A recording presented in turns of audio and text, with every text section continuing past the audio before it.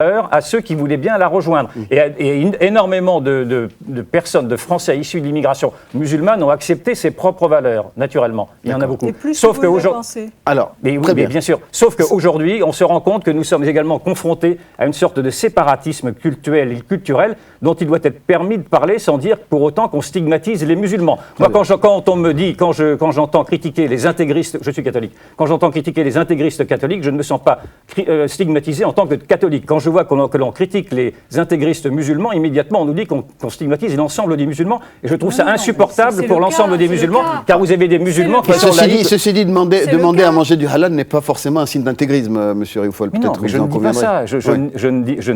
Attendez, mais ce n'est pas ce que je dis non plus. Non, mais c'est juste pour préciser les choses pour nos téléspectateurs. Je n'ai jamais dit ça. Je vous ai dit tout à l'heure qu'il était normal qu'un musulman veuille manger halal et qu'un juif veuille manger kasher. Donc ça n'est pas un signe de repli. Ça n'est pas un signe de repli. Mais pas le halal, encore une fois. Azouz Begag va poursuivre, on va partager la parole. Azouz Begag.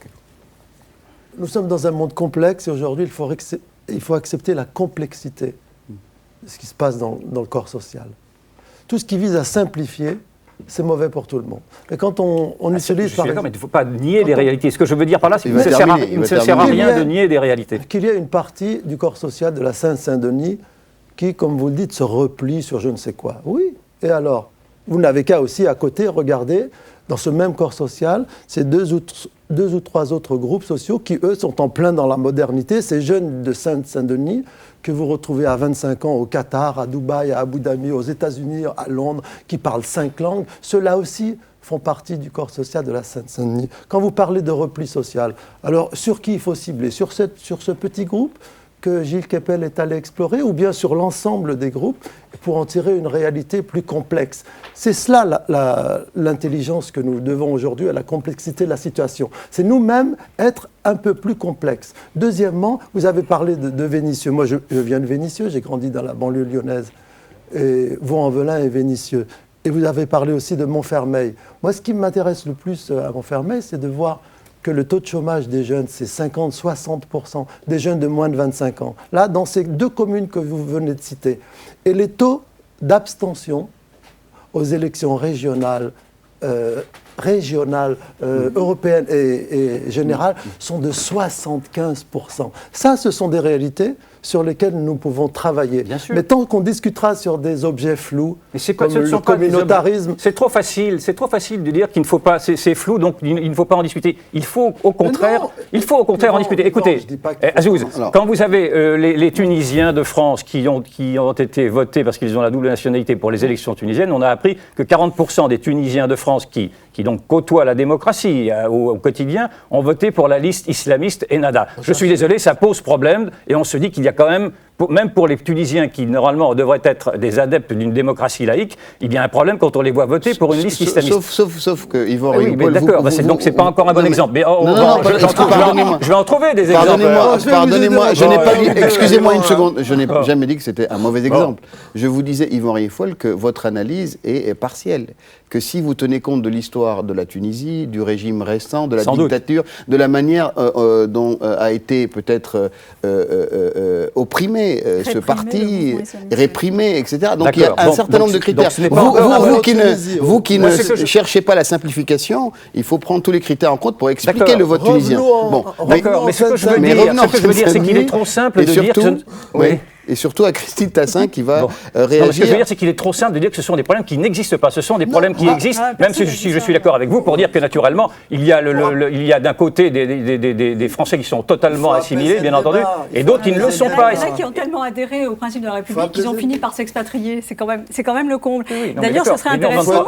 Mais ce n'est pas de ceci dont on parle. Mais c'est pas de ceci, effectivement. Parlons de la majorité qui reste en France, qui adhère à l'ensemble des valeurs, qui est même... Oui, parlons-en. Sauf qu'il y a maintenant un phénomène de repliement sur lequel il faut parler. Alors justement, vous avez prononcé le mot. Attendez une seconde, vous ne pourrez pas interdire, et vous ne pourrez pas interdire. Et on n'a pas cessé de monter en épingle des comportements minoritaires. Écoutez, posez-vous la question de savoir aujourd'hui pourquoi dans l'opinion publique il y a une telle exaspération à ne pas voir ces problèmes abordés. Non, il y a une exaspération autour tout ce qui touche l'islam. Non, mais pas autour. Mais non, une exaspération sur ce terrorisme intellectuel que vous êtes en train de. À moi, vous dites ça. Écoutez, je n'arrive pas. Alors, il n'y a pas de terrorisme intellectuel sur le plateau. Je n'arrive pas à sortir un mot devant vous. Non, vous avez bien parlé. Ça s'appelle du terrorisme intellectuel. Christine Tassin va parler, s'il vous plaît. Stop. Christine Tassin. Donc, juste quelques petites choses sur ce qui a été dit. Dans les exemples qui sont pris sur Montfermeil, par exemple, on a quand même l'endogamie qui se développe de plus en plus. Hein, c'est-à-dire... Non, l'endogamie, merci, je connais le français. Non, mais c'est pas ce que je veux dire. Non, je parle d'endogamie. C'est-à-dire... Attendez, laissez terminer Christine Tassin, s'il vous plaît. Oui. C'est simplement quelque chose à savoir qu'on vit de plus en plus en communauté, qu'un jeune Français qui veut se marier avec une musulmane, on lui demande de faire un petit effort pour se convertir. Ça, c'est quelque chose qui n'est pas absolument acceptable. Vous parliez des minorités. Moi, ce qui me pose problème, c'est que l'énorme minorité de musulmans qui vit tranquillement, quand il y a l'affaire des caricatures, quand Redeker est menacé de mort, quand il y a l'histoire de Charlie Hebdo, etc., qu'est-ce qui se passe? On ne les entend pas. Si, on les entend. Non, je suis désolée. On ne les entend pas. C'est-à-dire que moi j'aurais aimé quand il y a eu... Attendez. Non, mais là, vous exagérez. Non, mais attendez, je vous rassure, le reste du temps, vous avez la parole. Hein. Non, mais pas ici. Non, jamais, justement. Termine ce raisonnement et puis vous répondrez après. Je veux dire, moi, ce que j'aurais aimé, quand on a eu l'affaire des caricatures, au lieu d'avoir une manifestation pour demander que Charlie Hebdo soit traîné au tribunal, on a eu une autre contre-manifestation de musulmans disant « mais ici, on est en France, il n'y a pas de délit de blasphème, on a le droit de dire ce que l'on veut ». Et là, on aurait bougé quelque chose. Rien. Quand Redeker, je peux terminer, merci s'il vous plaît. Hein, quand Redeker s'est retrouvé condamné à mort, on lui a mis la tête sous l'eau. Non, mais d'une façon générale, écoutez, générale, à qui est-ce qu'on donne la parole? Effectivement, à des gens qui vont dire « Ah mais oui, mais Redeker, finalement, il a cherché ce qui lui est arrivé. » Et toute la masse de ces gens qui vivent tranquillement ne bouge pas. Et qu'est-ce qui se passe? Ce qui est en train de se passer, c'est que les 40% de Tunisiens qui ont voté pour Ennahda, ils sont en train justement de faire en sorte que ces musulmans qui pouvaient être modérés, plus ou moins pratiquants, etc., n'ont même plus le choix d'échapper à leur communauté, n'ont même plus le choix, n'ont même plus le choix de boire un café pendant la période de Ramadan sans se faire agresser, parce que c'est quand même ça la réalité qui est en train de se passer. Non, je pense que votre réalité, elle est complètement caricaturale. Est-ce que vous participez, vous, par hasard?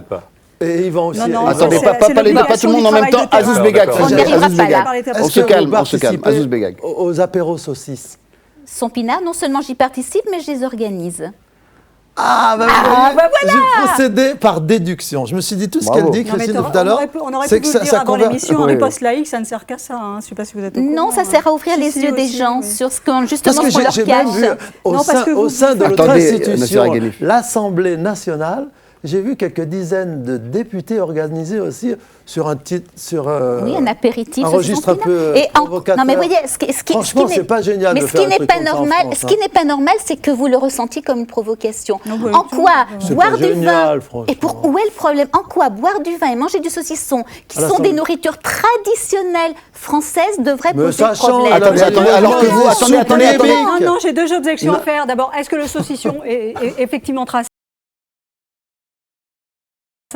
Je ne suis pas sûre que ce soit le cas. Et deuxièmement, est-ce que effectivement, lorsque vous organisez, oui, attendez, c'est quand même un élément essentiel de la conversation. On a le droit de pas tracer le cochon. Excusez-moi. Deuxièmement, on est sûr en mangeant du porc qu'il n'est pas halal. C'est génial. J'ai entendu parler et j'ai suivi de très près l'histoire de l'invitation saucisson Pinard à Barbès, qui était quand même le haut lieu et le moment du climax de votre démarche. Tout à fait. Et alors moi, j'étais pour que ce soit organisé et qu'effectivement, on arrive enfin à comprendre en quoi est-ce que, à mon avis, personne à Barbès, c'est-à-dire là où il y a quand même, ça pullule de musulmans, n'est-ce pas, il faut bien le dire. Je pense que personne ne se serait inquiété de savoir ce que vous faites et tout le monde se serait complètement, c'est l'indifférence la plus totale. Et je pense que ça a été une erreur d'interdire cette opération. Est-ce que je peux... Non, voudrais bien aller terminer Nasser Aghanif, mais un peu plus court, s'il vous plaît. Ensuite, sur une autre question. Non, mais je ne suis pas longue. Hein. Non, d'accord, allez-y. C'est juste une impression que vous avez. C'est juste une impression. Et d'autre part, ce sur quoi je voudrais insister, je ne parle pas pour rien dire en plus.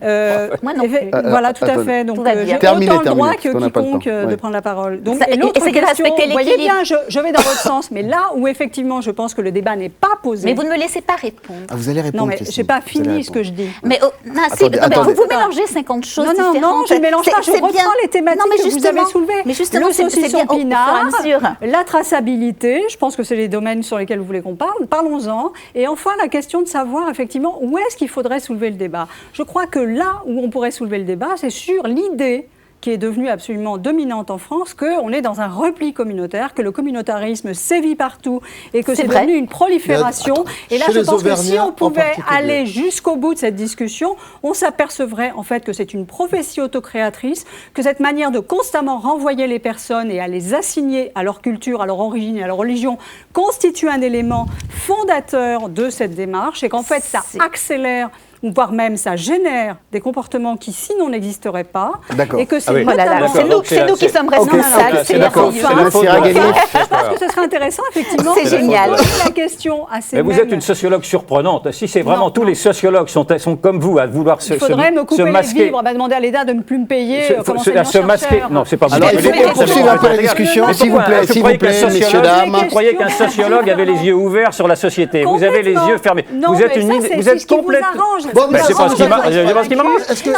Vous êtes complète.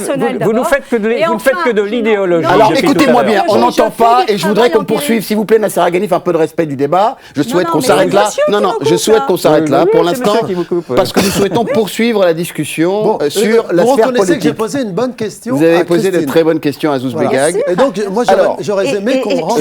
La sphère politique, vous allez pouvoir répondre. La sphère politique s'est emparée d'un certain nombre de thématiques. L'idée qui est sous-jacente, c'est évidemment attirer un certain nombre d'électeurs, notamment du Front National. Question de vocabulaire, regardez. L'atmosphère politique et le souffle des sondages ont mis en colère le Premier ministre. Je sais bien que depuis quelques jours, c'est l'extrême droite qui fixe le calendrier médiatique et politique. Eh bien, cela doit cesser. En cause, la petite phrase qui affole l'UMP depuis 24 heures. Toutes les populations qui viennent de la Méditerranée, après tout, remettons-les dans les bateaux. Ce matin, Chantal Brunel s'explique. Si j'ai pu blesser quelqu'un en utilisant des mots qui ont pu choquer, je m'en excuse. Mais vraiment, si on ne peut plus utiliser des mots qui ont été utilisés par le Front National, nous allons faire son lit. Chantal Brunel a tenu des propos que nous n'approuvons pas. Nous n'approuvons pas, dit François Fillon, mais à l'UMP, il y a plus que des nuances. Catégorie allergique à toute idée de rapprochement avec le FN, les centristes. C'est pas en courant derrière Marine Le Pen qu'on arrivera en tête du sprint. Dans la capacité à être violent, à ne pas respecter des principes humanitaires évidents, on ne fera jamais mieux que le Front National. Alain Juppé, du même avis, lui qui ce week-end était en Égypte pour son premier voyage de chef de la diplomatie, regrette par exemple le débat sur l'islam. J'ai dit dès le départ qu'il fallait prendre toutes les précautions pour éviter que ce débat n'apparaisse comme une stigmatisation de l'islam, et je le pense plus que jamais. Pas d'alliance avec le FN, mais pas de tabou non plus. C'est la deuxième ligne qui prévaut à l'UMP. Son secrétaire général désapprouve le dérapage de Chantal Brunel. Pour autant, la question de la laïcité et de l'islam de France, c'est un sujet qui préoccupe les Français de toute confession. Nous en parlons avec des propositions. On en parle à table dans les familles en France, donc ce sont des sujets qui existent et même qui inquiètent, qui préoccupent. Donc pourquoi mettre un torchon ou des œillères sur ces débats ? Pour l'instant, s'approprier les thèmes du Front National ne semble pas payer électoralement. Ce que nous constatons dans les enquêtes d'opinion, c'est plutôt une montée en puissance de Marine Le Pen parce qu'il n'y a pas suffisamment de différenciation entre ce que propose la droite républicaine et le Front National sur ces sujets. Comme depuis des années, à chaque fois que l'extrême droite connaît une poussée, la droite se divise sur l'attitude à adopter face au Front National. Azouz Begag, c'est une question de discours politique, le fait de... Pourquoi j'ai quitté le gouvernement, moi, en 2007 cette thématique, oui. Parce que j'ai très bien vu que la stratégie d'hameçonnage de Nicolas Sarkozy, des électeurs du Front National, allait se faire sur le dos des musulmans. Le type à la télévision, il balance que la France, c'est pas le pays où on égorge les moutons dans les baignoires. C'était scandaleux, tout simplement scandaleux. Donc là, c'est une redite de 2007. Exactement. Sauf que cette fois, ça va pas marcher de la même façon. Parce que c'est Marine Le Pen qui va faire le plein, parce qu'elle est dans la stratégie du clivage total, alors que pour l'instant, on voit bien l'UMP et le président sont un peu hésitants. Hein. Est-ce qu'il faut aller encore un peu plus loin sur la stigmatisation ou rester en deçà? Ils ont choisi de rester en deçà. Ils ont compris de toute façon, à l'UMP et puis partout ailleurs, que cette immense population musulmane qui est composée d'environ 10 millions de personnes dans notre pays. Selon quelle statistique? 10 millions. Selon ma statistique à moi. Depuis 40 ans, c'est bon de le savoir. Depuis 40 ans, on nous dit en France qu'il y a 5 millions de musulmans. En 1960, il y en avait 5 millions. Et bien 50 ans après, il y en a encore 5 millions. Vous avez une référence quand même, vous les avez comptés vous-même. Comme si... Dans l'enquête de l'INED dit 5 millions. Attendez, comme si les 5 millions, qui étaient nos parents, qui étaient de nationalité marocaine, algérienne, tunisienne dans les années 60, n'avaient jamais fait d'enfants. Et comme si nous n'avons jamais fait d'enfants, et comme s'il n'y avait jamais eu de mariage mixte. En vérité, si on ajoute tous les Sénégalais, les Maliens, les Comoriens, toutes les communautés qui de près ou de loin peuvent se revendiquer de l'islam, il y a 10 millions de personnes. Sauf que ce ne sont pas des électeurs. Ça, c'est le repli démocratique. Ce ne sont pas des électeurs. Pas aux élections présidentielles, parce que si vous avez fait référence aux élections locales et le taux très faible de participation, 75%. À l'élection présidentielle de 2007, ce taux était extrêmement élevé. Alors, je crois qu'aujourd'hui, il y a des hommes politiques qui n'ont pas peur de leur taper dessus, de taper sur cette population, parce qu'il n'y a pas de répondants. En revanche, pour aller faire saucissonner le corps électoral et pour aller proposer des discours politiques communautarisés en fonction des gens, ça oui, ils savent le faire lorsqu'il y a en face des populations qui sont des électeurs. Mais quand elles ne sont pas électeurs... Et puis je terminerai en disant qu'à l'Assemblée nationale, vous voyez bien, on y était là, à l'Assemblée nationale. Il n'y a pas un seul arabe sur 577 députés. Pas un seul. Parlez-moi de cette exclusion politique, oui, plutôt que du halal. Vous rigolez, Christine Tassin ? Oui, parce que moi je trouve qu'on est justement le système républicain, il a ça d'extraordinaire, c'est que on n'a pas besoin de privilégier des gens selon leur origine, leur religion, leur couleur de peau. S'il y a 577 députés... Privilégier non, mais les exclure peut-être. Mais je ne crois pas qu'on puisse parler d'exclusion. Il n'y en a pas un seul, pas un. Attendez, elle va terminer. Vous en avez au Sénat, vous avez une sénatrice qui est d'origine algérienne. Hein. Non, mais je veux dire, vous avez quand même... Vous avez un certain nombre de gens. Oui. Non, mais... Je crois encore, c'est comme la parité, comme pour un tas de choses. Je trouve scandaleux que ce ne soit pas la méritocratie qui fasse émerger les élites, qu'elles soient politiques, intellectuelles ou artistiques. Mais depuis 50 ans, pourquoi il n'y en a pas eu ? La méritocratie. Yvan Rivol, sur le discours politique et le fait que finalement, ce sont des thématiques qui sont fixées par le champ politique et dont, pour des raisons électorales, avant tout. Non, je ne crois pas. Je pense que je suis contre cette rhétorique qui est de dire qu'on suit à chaque fois le Front National quand on parle d'immigration ou d'islam en l'occurrence, enfin de ces grandes questions interdites. Je pense que c'est le peuple français lui-même qui demande à ce que l'on aborde ces sujets-là, et je trouve complètement idiot que ce soit des... À quel moment le peuple français a-t-il demandé d'aborder ces questions ? Il le demande dans la mesure où il ne se reconnaît pas dans les discours politiques actuels. S'il y a cette crise de la démocratie, cette crise de la représentation, c'est bien que le discours politique, qui ne veut voir qu'une crise économique, en l'occurrence dans ces élections présidentielles, ne veut pas voir la crise de la cohésion nationale. On commence simplement à l'aborder aujourd'hui par des biais ridicules comme le halal. Et je pense, donc on comprend bien, pour ceux qui veulent bien le comprendre, que le peuple français vit effectivement une déchirure, vit ce que vous ne voyez pas vous, mais il vit quelque chose qui ne tourne plus très rond dans cette République, qui n'arrive plus à assimiler, et vous réclamiez de la complexité des choses, et vous ne faites pas dans la complexité quand vous dites que dès qu'on parle de l'islam, on stigmatise les musulmans. Non, justement, il faut sortir de cette dialectique-là. On peut parler de l'islam, de l'islamisme, sans stigmatiser les musulmans. Écoutez, encore un autre exemple. L'imam Chalgouni nous dit lui-même, l'imam Chalgouni d'ailleurs, qui est rejeté par une partie...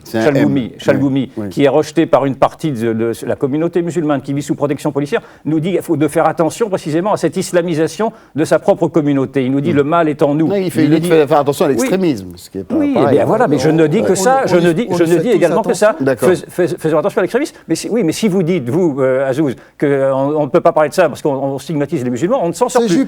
C'est Alain Juppé qui disait ça dans l'avion de retour du Caire. C'est lui qui disait. Et Juppé a tort. Moi, je me bats pour que l'on puisse dire les choses. Nous sommes une démocratie adulte, tout doit être mis sur la table et tout doit pouvoir être discuté sans que du coup, nous soyons stigmatisés en tant que racistes, Non, mais je pas. Bien sûr, mais enfin, je connais le discours sur l'islamophobie, sur la xénophobie, etc. Et donc, on ne s'en sort plus. Et donc, si vous voyez, et si le Front National prend une expansion qui est trop importante à mon goût, c'est précisément parce que l'opinion trouve insupportable, qui est une opinion qui a été habituée à la liberté d'expression, d'être bridée. Trouve insupportable de ne pas pouvoir entendre un discours qui répercute ses propres souffrances. Voilà. Franchement, mais attendez. Mais tous les discours qu'on a entendus là, ce sont des gens qui s'expriment librement. De cette députée, de cette dame députée. Mais non, vous voyez bien comment ça se passe. Attendez, ne jouez pas au naïf. Vous savez très bien que ces grands sujets. Regardez ce ministre de l'Intérieur. Ces grands sujets sont encore inabordables. Et quand ils le sont généralement peut-être d'une manière maladroite. Et immédiatement, ça fait des scandales. Écoutez, regardez ce débat sur l'identité nationale qui était tout à fait nécessaire. Qui était nécessaire. Alors, vous avez appris pas de la manière dont il a été abordé. Qui a été nécessaire et qui n'a pas été jusqu'au bout, précisément parce qu'on n'avait pas le droit d'aborder un certain nombre de sujets. Alors, Azouz Begag, puis Nassir Haghani. C'est le ministre de l'Intérieur qui a balancé cette chose, qui a été condamné par la justice de son pays pour injure raciale. Un propos volé dans un truc. Et qui est demeuré à son poste, qui n'a pas voulu démissionner. Personne ne dit des conneries de part et d'autre.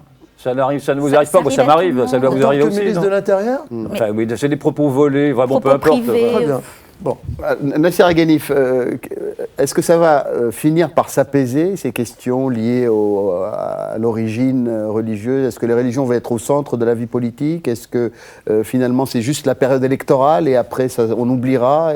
Non, moi je pense qu'il y a une généalogie de cette affaire-là qui est un peu plus ancienne. À mon avis, moi l'hypothèse que je fais, c'est que la raison pour laquelle la laïcité est devenue aussi épidermique et aussi constituée comme un étendard, c'est sans doute parce qu'il y a quelque chose qui s'est rompu au moment où les luttes pour évincer l'enseignement privé ont échoué, en fait. Et il me semble que beaucoup des militants qui, à l'époque, étaient extrêmement mobilisés sur cette question-là, se sont finalement retrouvés sur le terrain dès 89, dès 1989.